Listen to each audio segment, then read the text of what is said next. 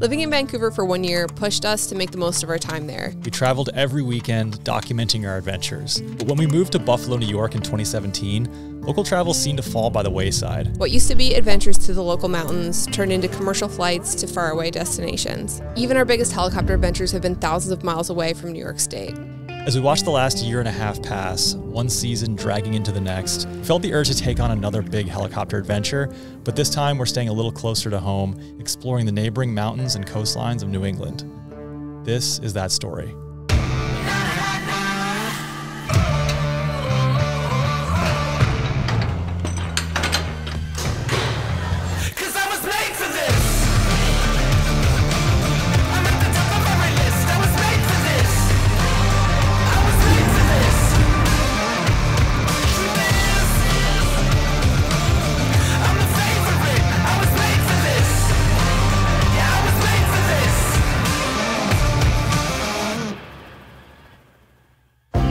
Trip is already off to a good start. We had unexpected maintenance, which we got taken care of. We got our maintenance guy stamp of approval. We're ready to go. Thank you, Rick, for fitting us in on such a short notice. Of course, this maintenance issue had us waiting into the weekend. And we're just gonna take the weekend now to clean out the helicopter, pack it, and then we're just gonna leave on Monday. That's okay, because we're not really on a time schedule. That's the theme of general aviation, is that if you're trying to get somewhere fast, don't fly yourself. This is the helicopter equivalent of a junk drawer. Well, not this. This is our MVP, the Garmin InReach. We're gonna keep this. It's not junk. It feels like cleaning out a clogged drain hole. But instead of hair, you have a nest of wires. You should take that out and change the battery in it. I don't know how old that is. Yeah. That's way better. Okay, there's a couple of things left on the list. So tomorrow, I guess we'll pack everything up, get ready to go, and then Monday, weather pending, to Vermont. To Vermont. All right.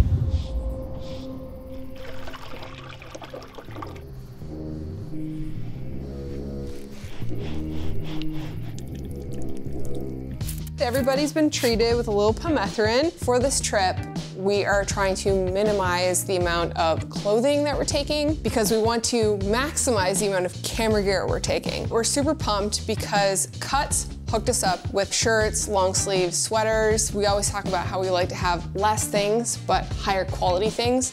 So we're really excited to have basically replaced all of our t-shirts with Cuts. So here's my strategy. I have minimal pieces that we're taking because there's space and weight is a concern. I got 3 t-shirts from Cuts. This is in Coast, it's kind of like a sandy color. This one is called Stratus, like a cloud. Long sleeve Henley, very nice for a long sleeve option. And this one is just a standard t-shirt in Sage. So all these colors are pretty neutral. I can literally just grab anything out of my bag and it's going to match. So we do want to say thank you to Cuts for coming on to support the series to help bring this to you guys. For these trips, it's going to be going from blazing hot sun, but then as soon as the sun goes down, it's going to be almost freezing at night. So you're going to have all those layers and you're going to be thankful that we have all the options, long sleeve, short sleeve, all that stuff. We want to make sure that we're prepared. I don't want to be cold at any point. 3 Cuts t-shirts here, 1 small and 2 mediums. Neutral, they match everything, nice and light. I'm bringing a sun hat, a winter hat, my raincoat, socks that are no-fly zone socks, so these are treated with permethrin from the factory. Bug net, thick fleece sweater. I have 2 tank tops here, my go-to hoodie, and then I have 2 pairs of shorts, 2 pairs of pants, and then fleece, like thick fleece pants for when we're camping. I think I have like 4 pairs of socks, too many pairs of underwear just in case you shit your pants twice. How many pairs of underwear do you have? 10. That's worth 20 days when you turn them inside out. So our go-to shoes for the trip are gonna be our Blundstone boots. Thanks Blundstone for also supporting the series. You guys know we love these boots. We've been wearing them for years. Chris's are actually 6 years old and they still look amazing. So we recently just waterproofed them so they're nice and ready for the dewy mornings. Thank you, Blundstone. And then we both are bringing a pair of sandals as well because we're hoping to do some water activities. Trusty Robinson helicopter hat, tick repellent socks, a slightly warmer hat, windbreaker that I'm taking. Talked about these 3 shirts in a variety of nice muted colors. A Cuts black hoodie here, and I have a slightly warmer jacket, sort of olive green puffy, all about layers. And 2 pairs of pants, and then a pair of fleecy pants for sleeping in and recreationing in. No helicopter trip will be complete without our favorite slippers, the glue ups. Again, these for about the same time I've had my Blundstone, 6 years. 6 years. These duffel bags are the bags that we are using. They are waterproof. They can be worn on your back, but also worn as a bag. So everything is gonna go in here. And then we have all of our like underwear and swimming stuff in these compression bags, towels.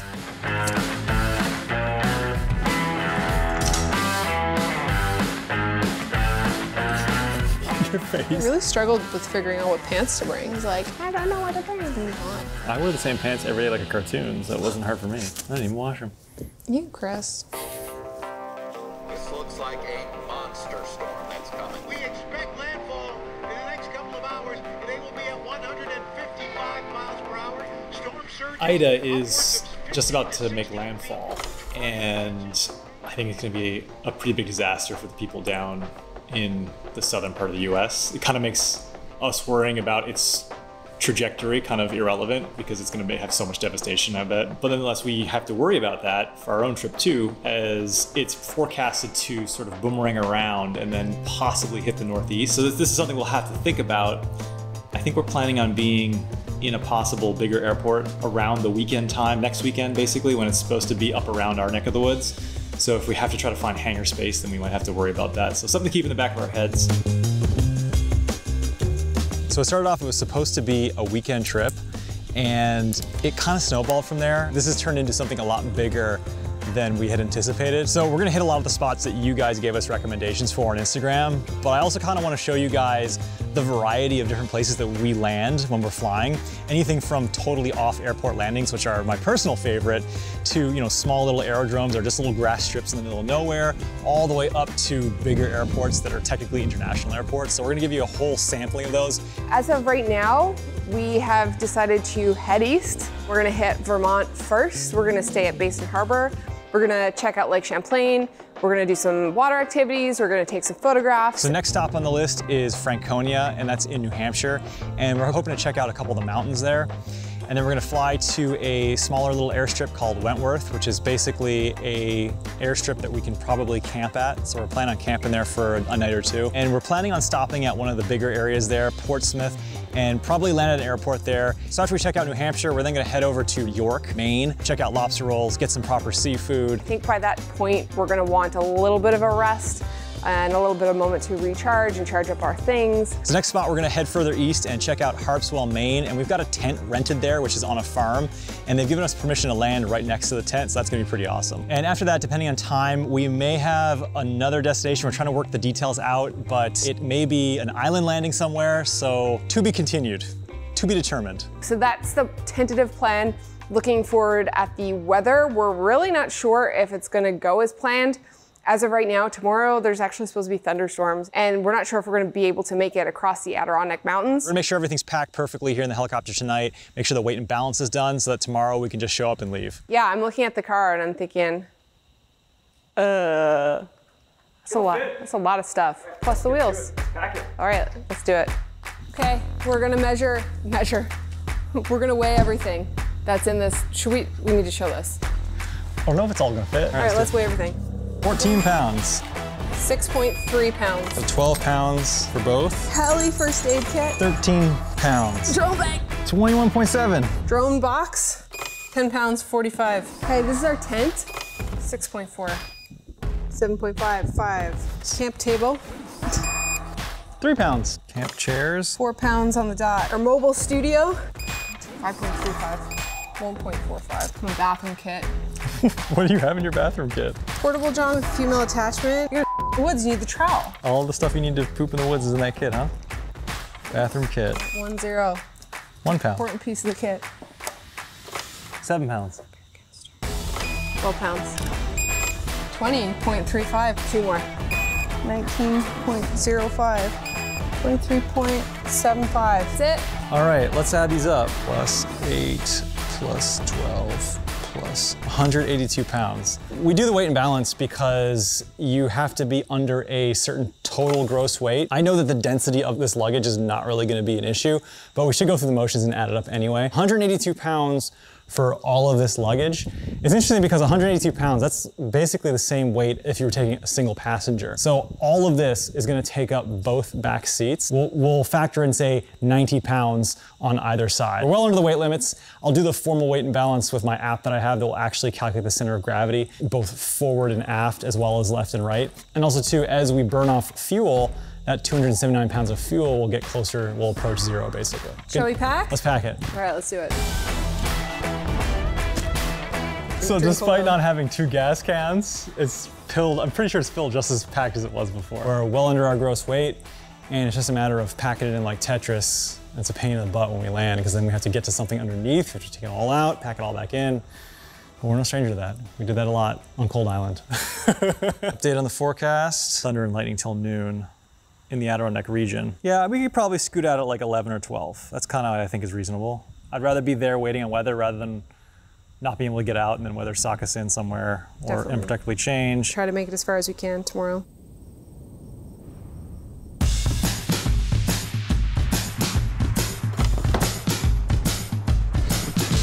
They call me trouble, I'm a rolling stone.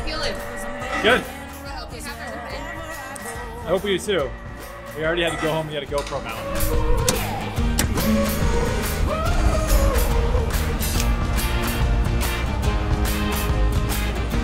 Buffalo Airfield traffic, helicopter 300 Whiskey Zulu departing from runway 24 Buffalo Airfield. Looking at a pretty good climb out rate of 1,000 feet per minute at 70 knots. 300 Whiskey Zulu is departing from Buffalo Airfield eastbound for Kilo Foxtrot Zulu Yankee, requesting flight following 2,500 for 3,000. You're with Zulu Squawk 4104. 4104 Whiskey Zulu. I got a bug on my newly washed windscreen. Oh no. 0 Whiskey Zulu, roger, understand you're on your way to Oswego. Affirmative. First fuel up of the trip. First fuel up of the trip, first of many. Oh, I gotta take my bug screen off. Take off my bird deflectors. A lot of people wonder why we have the clear visors. It's because of bird strikes. A large bird can go literally right through this bubble. And it might mean the difference between saving your eyes and being able to land safely versus not. All right, our first stop of the trip, fueling up at Oswego Airport. Oswego County Airport, I think it is. Kilo Foxtrot Zulu Yankee, yeah. So maybe this will be the first installment of our airport tour series.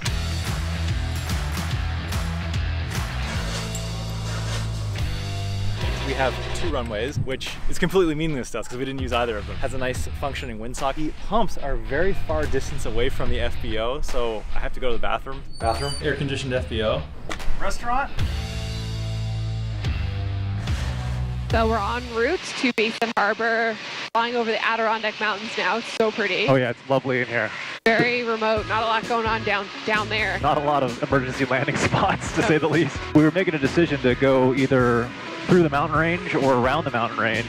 It was all kind of dependent on what the ceiling was doing as well as if there's any storms. It's actually pretty clear. All the storms were down south around Albany. It's actually better for us to go through the mountains and more scenic. Scattered layer clouds here, probably around 6,000 feet, and we're presently at 5,000 feet right now. The peaks that we're going towards now are around 3,900, so just about 4,000 feet. So we've got a decent amount of altitude to clear them. So our heading right now is 091. We're actually heading east, and we've got a bit of a tailwind here too. As we're cruising at 105 knots, but our ground speed is 126.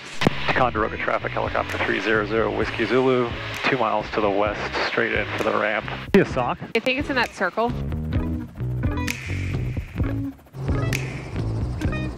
Garmin InReach VIP again. So usually I'll close my flight plan with my 4Flight app. We have no reception. And normally I'll call. Of course, we don't have reception. So if that doesn't work, then I'll radio into flight services. There is no reception. I had to use the InReach to text her dad to call flight services. I gave him the number. It says, can you please close the flight plan? Second fuel up of the day. There's tons of dragonflies and crickets around here. All right, how long? What's the plan now? 12 minutes that away. So this side of the lake is New York, and that side I think is Vermont, and the border is the lake. Guys suggested Lake Champlain on Instagram, so that's where we're going. There you go. All right, we're officially in Vermont. Officially in Vermont. Across the lake. Basin Harbor traffic, helicopter 300 Whiskey Zulu, 10 to the south, inbound for 02, Basin Harbor. Day 1 was a success. I really didn't think it was gonna go this smoothly. We got to our destination with really just no issues, and that's kind of unheard of in general aviation. That final flight into Basin Harbor was just something else. The light was low. We were just kind of cruising low over the coast. It was magical. It just kind of hit me like, oh my God, the trip is happening now. This is the first vacation we've taken in like 2 years. Why are you crying? Because I'm just so happy. It's just been so long. This is the thing that we've been planning for the last like 6 months. Tomorrow, we're going to get on the lake. We're gonna try to rent a boat tomorrow or possibly stand up paddleboards. I wanna do something on the water. So looking forward to just spending a couple days here and just unwinding, slowing down, and doing pretty much nothing. Plan is to have no plans. Well, we have a little bit of plans. There's a little bit of plans. There you go. But there's no timeline. There's a little bit of timeline. It's so pretty here.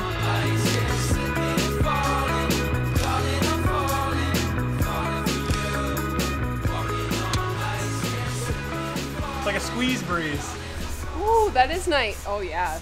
Wow, that's great. It's really nice, isn't it? So we saw Lake Champlain from the air, saw it from the dock. Now we want to see it from on it or in it, so we're gonna go rent a boat. I don't really know how to drive a boat. I asked the front desk, he's like, no, you don't need a license to drive a boat. Do you need a license to fly a helicopter? I'm like, you do need a license to fly a helicopter. We're gonna be very careful. But also, I like going fast, so let's go. How do you feel? I have no idea if this is going to be like a fun, positive experience or a terrifying and dangerous experience. Maybe a bit of both. I don't know if I'm skilled enough to do this, and I don't really want to be embarrassed right now, so.